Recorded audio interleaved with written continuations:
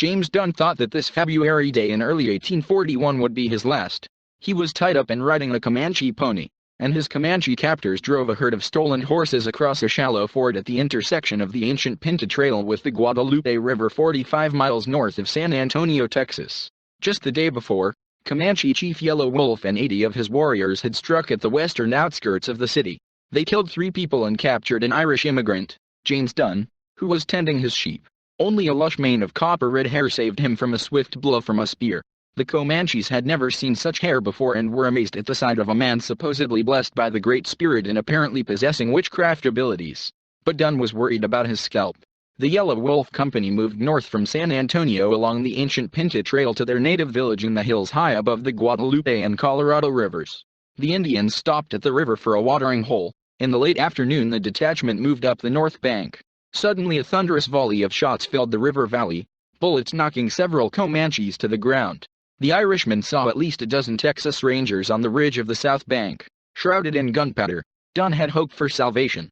The Rangers were commanded by the legendary Captain John Coffee Hayes, Captain Jack. A native of Tennessee, he became a ranger at age 19 in 1836. But now he was already an experienced veteran of battles with Comanches, Apaches, Kiowas, and Mexican bandits. Yellow Wolf ordered his soldiers to take away the dead and wounded. At last the Comanche brought their ponies out of the shallow water and up the gentle slope of the north bank of the Guadalupe, and out of the cypress-covered riverbed into the open plain. Captain Hayes led his squad, 16 Rangers and 2 Apache scouts, in pursuit. They crossed the river and galloped up to the top of the hill. The Indians lined up into battle line, but a friendly volley scattered their ranks. The Rangers retreated down the hill to reload their weapons, but before they had finished reloading, the top of the hill was full of Indians. They rushed down the slope and fired on the Texans with bows and short flintlocks, then turned back. Then the shooting started. The arrow pierced Ranger Jack Pearson's thigh. Captain Hayes' tactics were based on mobility. The rifles of his men were most accurate when dismounted, but if he had given the order to dismount and take up the defensive, he would have given the initiative to the Comanches. They could attack or retreat as they pleased. With the general dismounting, the enemy could also frighten away the horses. So the Rangers continued to fight on horseback. But in order to reload their single-shot rifles and shotguns without the risk of being hit by a spear, they retreated to cover along the north bank of the river. All had handguns for close combat. By 1841, Hayes had acquired a pair of Colt Patterson 5-shot capsule revolvers, as well as a Colt revolving rifle. Several of his Rangers were similarly armed. That was enough to keep the Comanche at bay while the other Rangers worked with ramrods, driving a bullet into the barrel of a single shot. The Comanche knew well what Colt's magic pistols were capable of in the capable hands of Texas riflemen.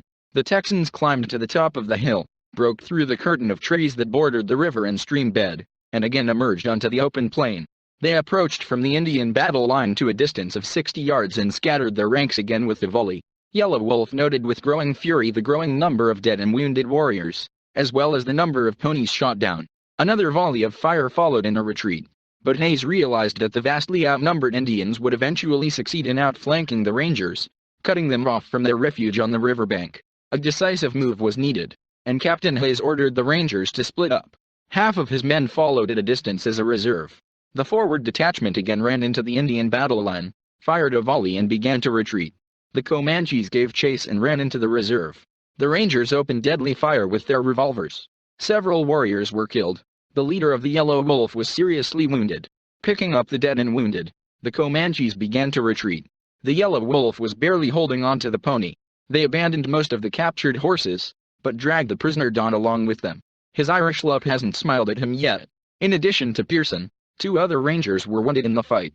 Sam Lucky was slightly shot in the left thigh and Dave Lawrence was shot in the shoulder.